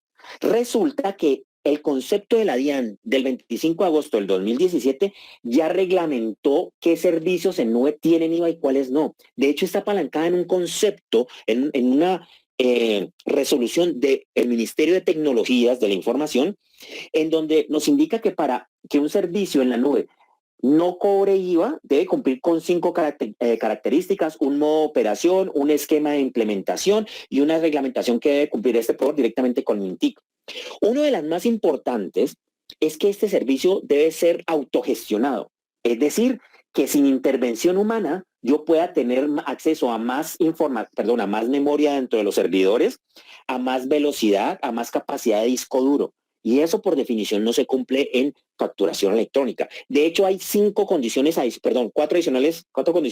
adicionales a la que estoy explicando, que hace que un proveedor tecnológico deba cobrar IVA. Ya la DIAN está analizando los esquemas de proveedores tecnológicos que por definición deberíamos ser los primeros encargados en cumplir perfectamente esquemas de no evasión fiscal para comenzar a hacer las investigaciones correspondientes a por qué no están cobrando IVA. Segundo, cobrar el certificado digital para minimizar costos implica que se exponga el usuario a unas brechas de seguridad importantes. ¿Cuáles son estas 4 brechas de seguridad? Primero, pierde una de las 2 barreras para no ser suplantado. Ya lo analicemos. Número 2, la DIAN reglamentó el préstamo del certificado digital por parte del proveedor tecnológico, indicando que se debe suscribir un contrato de mandato entre el facturador electrónico y el proveedor tecnológico, en donde el facturador electrónico debe indicar que no podrá negar que las facturas electrónicas no son suyas. Ese es el principio de no repudio. Si un suplantador, como lo analizamos, lo suplanta, ya después este facturador electrónico que no tiene un certificado digital propio debe asumir las consecuencias. Ahora bien, si nosotros analizamos costos de facturación electrónica que vemos por televisión en 180,000 pesos, que no te incluyen certificado digital, sino un certificado de Estado, y no te incluyen IVA, teniendo que incluir el costo del IVA, podemos llegar a precios de más o menos 464,000 pesos. De Factor HK, con servicios de más transacciones, más usuarios, incluyendo IVA, certificado digital personalizado, es decir, una solución legal y segura, te da un alcance de servicio por un valor menor. Entonces, finalmente queríamos dejar en ustedes el esquema de que no vale la pena correr el riesgo por transacción, por servicios en teoría más económicos, pero que involucran un alto riesgo para quien lo está contratando. Con esto terminamos la presentación de lo que es el esquema de facturación electrónica en el país. Con el mayor gusto podemos abrir ahorita los micrófonos para las preguntas que a bien tengan. Sí, no, Carlos. Buenas noches a todos. Mi nombre es María Juliana Mejía. Soy desarrolladora de negocios de Factory HK. Muy agradecida por compartir todos tus conocimientos con nosotros. Ha sido de verdad un éxito acá que todos puedan empezar a manejar la información. Hay un bombardeo de información de muchos escenarios y confunde ciertamente a las personas, pues nosotros estamos aquí para apoyarles. Vamos a iniciar con las preguntas. La idea es, por favor, que vayamos colocando en el chat para poder avanzar y darle participación a todos. Entonces, Carlos, yo te voy a empezar a hacer las preguntas que nos compartieron por el chat y así vamos dando oportunidad para que otras personas vayan escribiendo, ¿sí? Nos pregunta Raúl, ¿estoy obligado a facturar? Perfecto, Raúl. Los prestadores de servicios están obligados a facturar electrónicamente. Se generó a partir de julio del año 2020 un oficio por parte de la DIAN en donde aclaró un poco el alcance. ¿Qué nos dice el oficio de la DIAN? La DIAN indica, los prestadores de servicios están obligados a facturar electrónicamente a no ser de que cumplan con las 6 condiciones para no ser de IVA. Es decir, tener ingresos menores a 124 millones de pesos, tener un solo sitio, un solo colegio, que los contratos o las consignaciones grabadas no superen los 124 millones de pesos, que el colegio no opere bajo el esquema de franquicia porque automáticamente se vuelve responsable de IVA. Si el colegio no complicamos que con estas 6 condiciones que les estoy comentando, está obligado a facturar electrónicamente. Perfecto. El señor Fernando, sería interesante que nos pueda explicar con un ejemplo el caso de los colegios que entramos nuevos a este proceso. A ver, cuando ustedes están hablando de colegios nuevos, me imagino que están hablando de colegios que hoy en día están utilizando el documento equivalente como es pago de pensión y matrícula. Estos documentos equivalentes no fueron ratificados por resolución 42. Los colegios tienen la posibilidad, cuando están facturando los servicios educativos, de hacerlo a través de factura electrónica, y lo que son los otros servicios que no son pensión, que claramente se quedaron sin documento equivalente, como pueden ser los servicios de cafetería o los servicios de transporte, etcétera, etcétera, que entre otras están exentos de impuesto al consumo, poderlo hacer con documento equivalente porque se vuelven obligados a facturar. De esa manera coexisten los elementos con los cuales generan sus facturas, pero cumplen con el deber formal de facturar electrónicamente. En conclusión, los colegios vienen de un esquema de generar documento equivalente o documento incluso no equivalente porque pues no están puestos a un esquema en donde ya deben facturar electrónicamente lo que son sus servicios educativos y lo que son servicios no educativos lo pueden hacer a través de documento equivalente. Vale, la señora Selmira, en el caso del cobro de honorarios de una persona natural a una persona jurídica, ¿se seguirá utilizando la cuenta de cobro? La cuenta de cobro ya no existe. De hecho, la cuenta de cobro es si quien hace ese cobro de honorarios, que básicamente es una profesión liberal, que es lo que distingue una profesión liberal de una relación laboral, porque en una hay honorarios y en la otra hay salarios. Si la persona que está haciendo el cobro de esos honorarios es no responsable de impuesto y no es responsable de impuesto a la renta, puede seguir utilizando esa cuenta de cobro o esa mal llamada cuenta de cobro, en realidad es otro documento equivalente hasta el 1 de noviembre. A partir del 1 de noviembre, ya esa persona no puede cobrar honorarios con ningún documento. Debe esperar a quien le presta los servicios profesionales liberales que se autogenere una factura electrónica, perdón, una autofactura en papel, que es documento de soporte en adquisiciones realizadas con no obligados a facturar para que le pueda generar el pago. Por esa razón es que muchos profesionales independientes, así no estén obligados a facturar electrónicamente, lo están haciendo para poder emitir documentos, porque de lo contrario no pueden emitir documentos que tengan alcance de crédito fiscal ni alcance tributario. Pueden expedir cualquier documento de control, pero el documento que vale para que la persona que está contratando los servicios pueda pagar es un documento de soporte que se expide esa misma persona. En conclusión, no puede seguir generando documento a partir del 1 de noviembre del 2020 y la puede seguir generando durante esos 25 días si cumple con las condiciones para expedir el documento que antes se llamaba cuenta de cobro. Vale, la señora Olga también consulta algo muy parecido. Dice, si yo que soy psicóloga, consultora en seguridad y salud en el trabajo, que no estoy obligada a facturar, ¿ya no puedo volver a emitir cuenta de cobro? Mari, se está perdiendo la comunicación. No sé si soy yo. No sé si me pueden colaborar. ¿Estás con mal internet o soy yo? Sí, No sé si ¿me me pueden... escuchas bien? No, no te escucho bien, Mari. Está muy entrecortado. No sé si Solange escucha bien o el señor Juan Carlos escucha bien. Vayan con el ladrón de preguntas. Escuchando bien, debe ser de Carlos. O sea, ¿el problema es mío de internet o es de Mari, Solange? Tuyo. Okay, perfecto. Entonces, regálame un segundo. Perfecto. Me voy voy a juntarme al Access Point. Indíqueme si acá me escuchan mejor y procede, María, a ver si por acá podemos comunicarnos mejor. Sí, te escucho mejor. Ajá, te compartía que la señora Olga tiene también una duda muy parecida. Dice, si yo soy psicóloga, consultora en seguridad y salud en el trabajo, que no estoy obligada a facturar, ¿ya no puedo volver a emitir cuentas de cobro? Correcto, María, eso es cierto. Ya no puede emitir cuentas de cobro. Sí, digamos que para extenderle el plazo máximo el 1 de noviembre se cumple con las dos condiciones. A partir del 1 de noviembre, de hecho, si quiere las puede expedir, pero las personas que conocen la reglamentación saben que esa cuenta de cobro es un documento ya no legal, ya no tiene sustento y no les va a servir para esquemas de formalizar esa erogación de dinero dentro de sus contabilidades. Ok.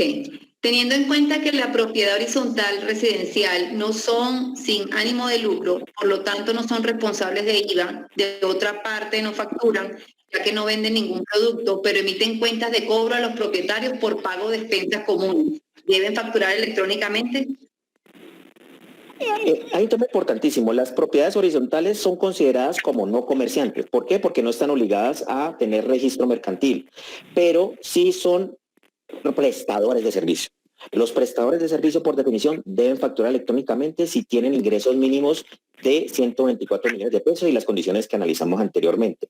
El tema es que si por alguna razón esta persona no está facturando, no tiene los ingresos y las personas necesitan generar digamos que ese comprobante o ese documento legal para llevar a sus costos o gastos esa erogación de dinero, se van a comenzar a generar autofacturas. Les pongo un ejemplo. Es posible que en una unidad residencial en esta época muchas empresas operen directamente desde un apartamento, desde una casa, en una unidad residencial. Los contadores aquí creo que estarán de acuerdo conmigo que esos costos de arrendamiento se pueden llevar a las contabilidades de las empresas porque hace parte de sus costos de operación, pero no lo van a poder llevar a sus costos de operación porque la administración no le genera facturas. En ese sentido, no hay ningún problema, no van a pelear con la administración, se generan autofacturas y al generarse autofacturas, la DIAN se va a dar cuenta de los ingresos de la propiedad horizontal y en el momento que sobrepasen los 3.500 VTs anuales, lo va a volver un sujeto obligado a facturar. Entonces, esas digamos que son las opciones que se tienen. Ahora también, una propiedad horizontal también puede ser facturado electrónico de manera voluntaria. Sigue, María. Los que realizamos prestación de servicios profesionales y presentamos cuenta de cobro, ¿estamos obligados a solicitar numeración ante la DIAN? Si son facturadores electrónicos, sí. Si lo hacen de manera voluntaria, necesitan generar resolución para facturar electrónicamente. Las cuentas de cobro ya no necesitan resolución de numeración porque solamente van a tener vigencia hasta el 1 de noviembre. Las cuentas de cobro nunca han necesitado de resolución de numeración, pero a partir del 1 de noviembre, si se vuelven facturadores electrónicos, sí van a necesitar pedir resolución de numeración para facturar electrónicamente. Si no se vuelven facturadores electrónicos, entonces quien les compre a ellos los servicios o les contrate los servicios va a tener que solicitar ante la DIAN resolución de numeración para documentos de soporte en adquisiciones realizadas con sujetos no obligados a facturar. Del Liceo Nuevos Horizontes nos pregunta, personas naturales con RUT y actividad principal de institución educativa, ¿estamos obligados a facturar y a partir de qué fecha? Y la persona natural no pasa los límites de de los 124 millones de pesos en ingresos, es posible que no esté obligado a facturar, pero en caso de que un padre de familia necesite llevar a sus costos o gastos lo que está pagando por su hijo, porque de alguna manera esa parte está relacionada intrínsecamente con su actividad económica, la DIAN igual se da cuenta. La fecha de obligatoriedad que aplica para las instituciones educativas es el 1 de octubre del 2020.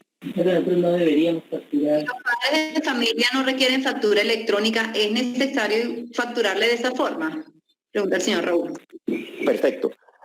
Un padre de familia como consumidor, no. Un padre de familia como adquiriente, sí. Recuerden que lo que hace que una persona necesite factura electrónica no es digamos que su nombre, si es papá, mamá, empleado, no. Es si actúa a nombre de una empresa. Les pongo un ejemplo. Existen empresas que le pagan el colegio a sus empleados. Entonces, en ese sentido, si el papá no necesita factura, pero la empresa necesita deducción de costos o gastos de eso que le está pagando los hijos de sus empleados, le va a pedir factura electrónica al colegio. Y si el colegio factura electrónica, ese mismo sujeto se va a autoexpedir una factura. Es posible que un papá de familia sea el papá de uno de esos estudiantes, pero también actúe como representante legal de una empresa que le paga el colegio a su hijo. Eso en realidad no depende si es papá, mamá, representante legal, no. Depende si esa persona actúa como un consumidor o actúa como un adquirente. Ok, en el caso de los colegios, ¿en qué momento se expide la factura? ¿Mensual? ¿Cada mes? Buenísimo. Mira, la factura electrónica no reglamentó ni cambió lo que ya está a nivel de NIF, a nivel de esquemas contables estructurados en el país. Eso no lo reglamentó la factura electrónica. Si hoy en día tú generas las facturas cada mes, con factura electrónica lo vas a hacer cada mes. Si con factura en papel lo hacías cada 6 meses, con factura electrónica lo vas a hacer cada 6 meses. La factura electrónica no tocó nada con esquemas de cómo llevas al costo o gasto los ingresos de tu colegio. No cambió la reglamentación de las normas internacionales de contabilidad. No cambió absolutamente nada. Simplemente cambió el medio en que se expide la factura. Vale, la señora Olga pregunta, por favor, ¿qué concepto de la DIAN informa sobre que los colegios superen 124 millones? Perfecto. Regálenme un segundo, por favor.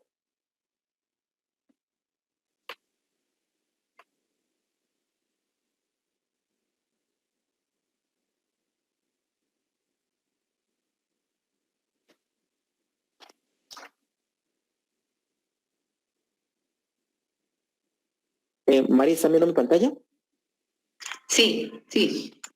En el oficio 907 del 23 de julio del 2020 se le preguntó a la DIAN que si las personas que realizan profesiones liberales que menciona la resolución 42 como obligados son responsables, solo si cumplen con más de 3.500 VTs o solo por desarrollar profesión liberal debe iniciar de acuerdo al calendario número 1. La DIAN dijo, vea, independientemente de eso, en múltiples oportunidades se les ha comentado que las personas naturales no responsables de impuesto de IVA, aun cuando vendan bienes o presten servicios, no serán considerados obligados a expedir factura de venta o documento equivalente. Esto lo encontramos en el oficio 907 del 23 de julio del 2020. Dale, Mari. Ok. Un hogar infantil subsidiado por bienestar familiar, para que el bienestar familiar gire los aportes, debemos facturar electrónicamente. Regálame un segundo, estoy pensando. Un hogar infantil subsidiado por el bienestar familiar, para que el bienestar familiar gire los aportes, ¿debemos facturar electrónicamente?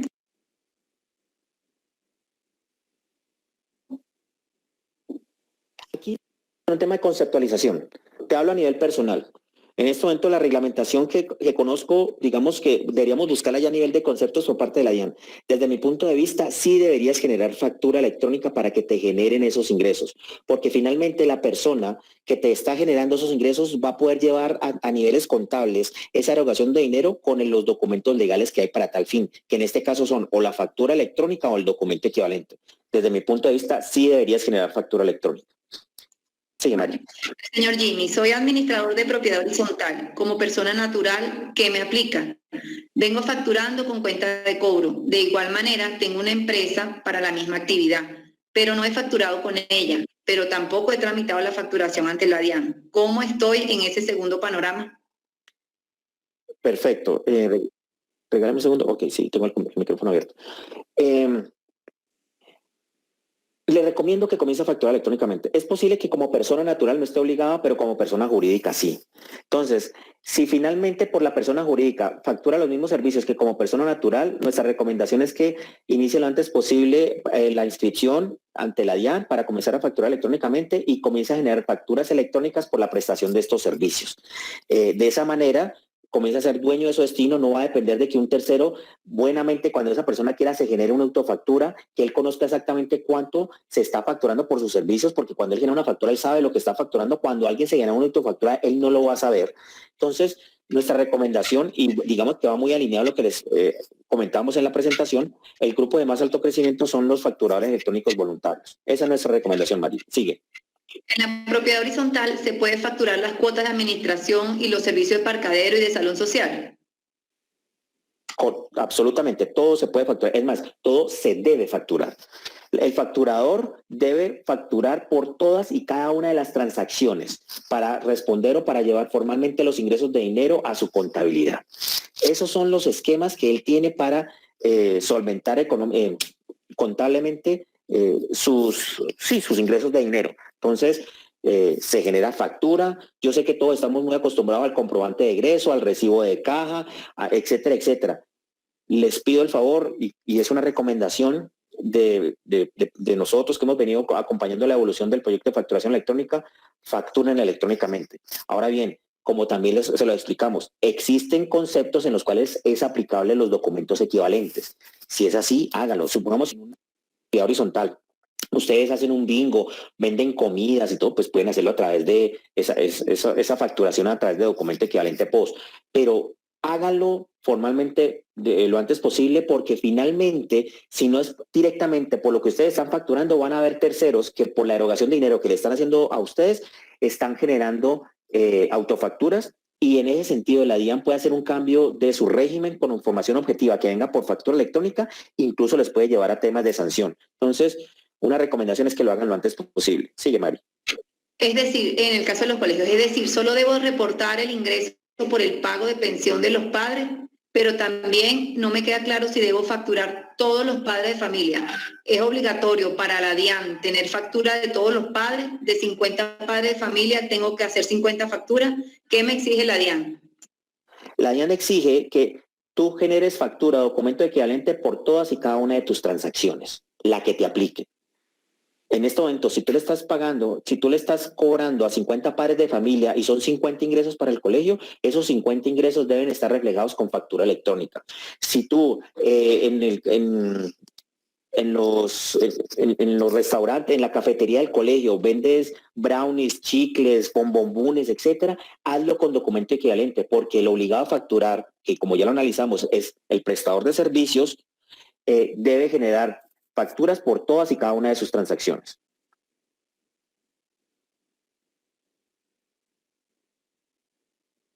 Sigue, Mari.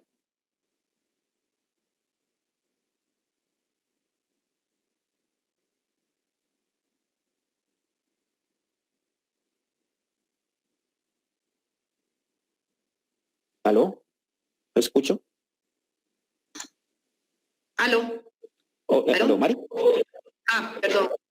Ok, la señora Olga pregunta, ¿hay algún paquete especial de ustedes como proveedores tecnológicos para los profesionales, prestadores de servicios que deseamos hacer facturación electrónica? En este momento voy a compartir por el chat mi número corporativo y el correo electrónico. Para los que estén interesados en el servicio de facturación electrónica como tal, pues por allí me puedan contactar y allí podamos hablar de los diferentes paquetes que ofrecemos, ¿vale? Voy con otra pregunta. ¿Qué pasa con las páginas como Mercado Libre? Ellos no se hacen responsables de nada. ¿Qué se ha dicho de esas plataformas? Los prestadores de servicios tecnológicos en residencia fiscal en el país no están obligados a facturar electrónicamente. La DIAN en reiteradas ocasiones ha dicho que por más de que eso esté reglamentado así, en cualquier momento puede cambiar la reglamentación. Estas personas sí no tienen responsabilidad de facturar ni de generar documento equivalente, y por lo tanto, digamos que esta obligación de facturar no aplica para ellos. Como lo vimos, ellos es el numeral 8 del artículo 7 de los sujetos no obligados a facturar en el país. Vale, tengo una empresa comercializadora y a la par soy asesora de seguridad. Llevo con la empresa 4 años, pero con la empresa nunca he facturado. Me gustaría realizar una reunión para la asesoría. Bueno, ahí ya compartí el número y el correo. A partir del 1 de noviembre, ¿cuál sería el documento necesario para cobrar el suministro de ocasional de artículos que se hace a una empresa obligada a facturar? Nosotros siempre lo hacíamos con las cuentas de cobro. Si no te vuelves facturador electrónico, ya no vas a poder expedir ningún tipo de documento. Puedes expedir cualquier documento que la empresa que la recibe te la pueda aceptar o no, porque no tiene ya digamos que un alcance legal. En ese sentido, el único documento legal es a que tú esperes a que el comprador, el adquirente, se genere una autofactura o un documento de soporte en adquisiciones realizadas con obligado a facturar. Nuestra recomendación es que comiences a facturar electrónicamente para que puedas expedir bien sea documento equivalente o factura electrónica. Carlito, que si le podemos compartir ahorita repetir los requisitos mínimos para facturar electrónicamente en los colegios. O sea, que los vuelve obligados a ellos a facturar a los colegios. No tanto a los colegios, a todos los prestadores de servicios. Si tú eres un prestador de servicios, por definición estás obligado a facturar electrónicamente. ¿Qué dice la DIAN en el oficio 907? Por más de que eso esté en la resolución 42, si usted cumple con estas 6 condiciones que estamos viendo en pantalla, usted no está obligado a facturar. ¿Cuáles son esas 6 condiciones? Que en el año anterior o en el año en curso hubiera obtenido ingresos brutos totales provenientes de la actividad de educación o la que sea, inferior a 124 millones de pesos. Que no tenga más de un colegio. Que el establecimiento, comercio, feo, local o negocio no se desarrolle en actividades bajo franquicia, es decir, que el colegio no sea una franquicia del extranjero, una franquicia como tal. Que el colegio no sea un usuario aduanero. Que el colegio con contratos ni en este año ni en el anterior superiores a 124 millones de pesos, y que el monto de sus consignaciones bancarias, depósitos o inversiones financieras durante el año anterior o durante el respectivo año, proveniente de actividades grabadas con impuesto sobre las ventas, no supere los 124 millones de pesos. Si cumples con estas 6 condiciones, no estás obligado a facturar electrónicamente. Vale, perfecto. Bueno, ya con esto damos cierre a la ronda de preguntas. En cuanto a los que son los paquetes para el servicio, pues ya les compartí los contactos. En el tema de asesoría, vamos a darle paso a Solange para que también les dé algunos detalles de lo que serán los nuevos seminarios. Carlos, de verdad, muy agradecido por este espacio, por este tiempo. Le vamos a dar paso a Solange Maldonado. Muchas gracias, buenas noches. Con el mayor gusto, Mari. Saludos a todos. Hasta luego. Muchas gracias. Mil gracias. Falta Solange, ya va que Solange les va a dar una información importante. Gracias. Bueno, Mari, muchas gracias. Muchas gracias, Carlos, por tan buena presentación. Como ustedes lo podían ver, este seminario fue en general los conceptos de facturación electrónica y digamos algo muy generalizado de todo lo que se ha venido desarrollando y ha venido evolucionando con la norma. Nosotros tenemos un portafolio de seminarios enfocados en sectores diferentes, sector educativo, horizontal, sector de servicios, sector transporte, divididos en 2 sesiones. Uno que es la parte normativa de cada uno de ellos, ¿sí? Porque cada uno tiene una norma y una particularidad del mismo.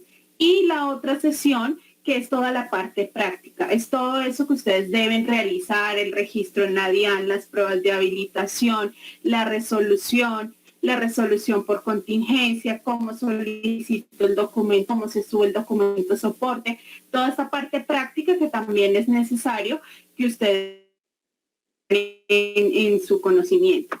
Estos seminarios, en nuestro portafolio, las personas interesadas pueden solicitar la información al señor y mediante él nosotros les enviaremos la información. Ante todo, agradecerles por la participación a todos. Esperamos que haya sido para ustedes y que hayan resuelto muchísimo. Muchas gracias a todos. Sí, ya, Solange, ¿ya terminaste? Solange. Sí, señor Juan Carlos, sí, señor. Vale. Gracias. Bueno, para los que aún se encuentran en este chat, pues nada, Como se dieron cuenta, para muchos fue importante la información. En este caso, como una amiga que me acaba de escribir, me escribe que precisamente había tenido cita con varias empresas, en este caso, que prestan este servicio, que fue muy oportuna para ella entender mejor y poder tomar una decisión de si aplica o no aplica, porque pues esa es la base de este proceso. Entonces, como les decía al principio, gracias a ustedes mismos por darse la oportunidad de poder participar. Este tipo de espacios son para eso, para aclarar dudas, para tener certezas y obviamente tomar las mejores determinaciones. En ese orden de ideas, tanto para las personas de propiedad horizontal, como para los empresarios, como para los colegios, que en este caso se hicieron partícipes, pues nada, felicitarlos y decirles pues que, como lo decía Juliana y lo decía Solange, digamos ahí, esta empresa tiene unas opciones adicionales, las cuales por favor quienes estén interesados me hacen saber por vía chat, que en este caso como los contacté, para que poderles hacer llegar toda la propuesta como tal. ¿Sí? Entonces, pues nada, feliz noche, que Dios los bendiga. Ah, bueno, un aviso parroquial ya para irnos. Les decía al principio que dentro de las múltiples seminarios, talleres, foros que he podido organizar con personas tan valiosas como las que acabamos de escuchar, también es claro que hay un tema que es supremamente importante y que quiero planteárselos para que mañana me escriban, y tiene que ver con un seminario que voy a organizar mañana, algo que aparentemente puede ayudarnos a muchos me lo han planteado, y tiene que ver con introducción al lenguaje de señas. ¿Listo?